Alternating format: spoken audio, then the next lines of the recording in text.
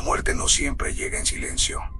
A veces se anuncia, a veces deja pistas disfrazadas de entrevistas, canciones o sueños que nadie toma en serio.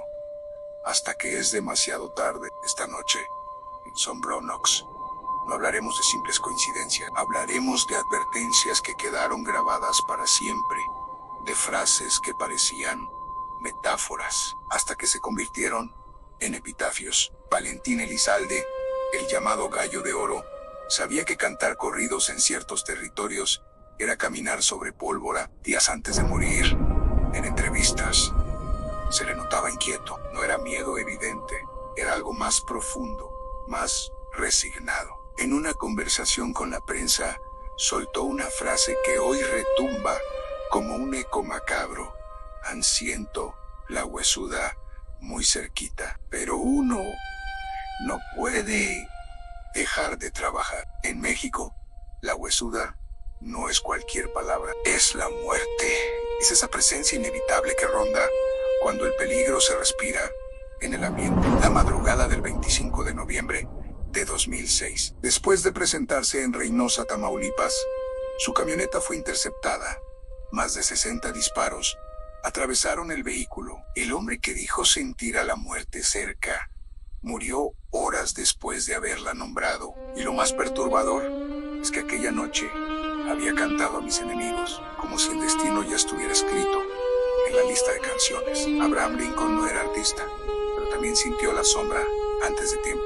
Días antes de su asesinato, le contó a su esposa y a personas cercanas un sueño inquietante. Caminaba por la Casa Blanca en silencio, escuchaba sollozos, llegaba al salón este y veía un ataúd custodiado por soldados. Cuando preguntaba quién había muerto, alguien respondía: Ana, el presidente.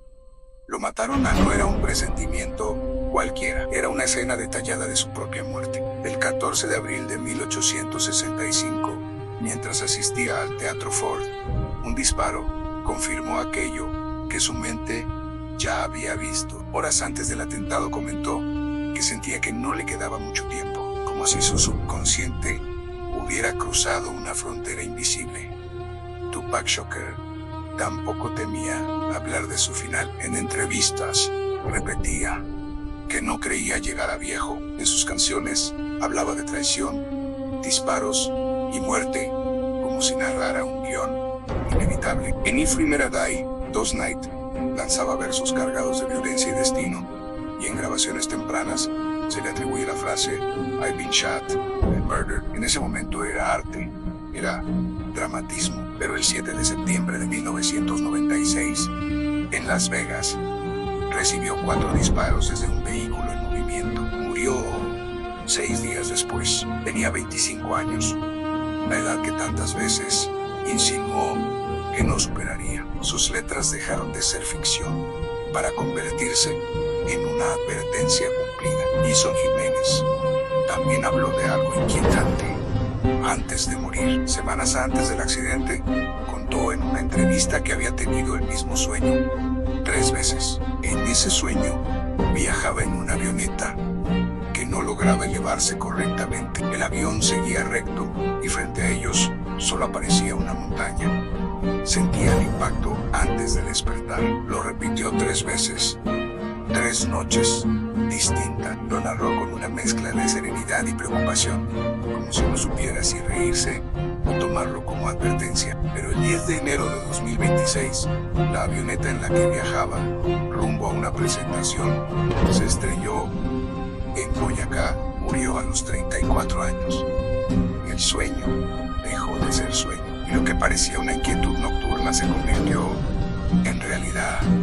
Casualidad, sugestión, o existe algo más profundo que nos conecta con nuestro final. Algunos creen que el subconsciente detecta señales que la razón ignora. Otros dicen que la muerte avisa, que se filtra en sueños, canciones o frases aparentemente inocentes. Lo verdaderamente inquietante no es que hayan muerto. Lo inquietante es que lo dijeron antes, que lo soñaron antes, que lo cantaron antes. Porque cuando la muerte susurra, no todos entienden el idioma.